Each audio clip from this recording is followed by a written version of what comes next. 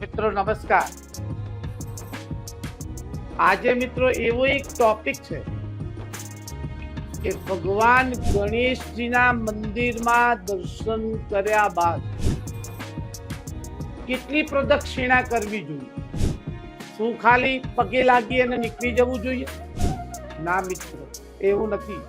ભગવાન ગણપતિ રિદ્ધિ અને સિદ્ધિના દાતા છે। ભગવાન ગણપતિની શાસ્ત્રોમાં કયા પ્રમાણે 3 પ્રદક્ષિણા કરવી જોઈએ?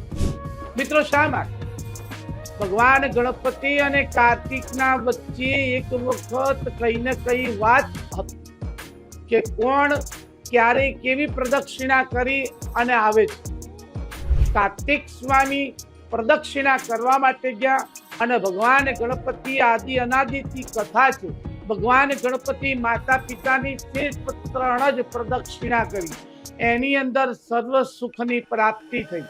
માટે ત્યારથી એક પ્રણાલિકા છે, શાસ્ત્રોનું મત છે કે ભગવાન ગણપતિજીની મંદિરમાં પગે લાગી અને 3 જ પ્રદક્ષિણા કરવી અને 3 પ્રદક્ષિણા કરવાથી ઘરની અંદર મિત્રો રિદ્ધિ અને સિદ્ધિ ભગવાન ગણપતિજીની અસીમ કૃપા થાય।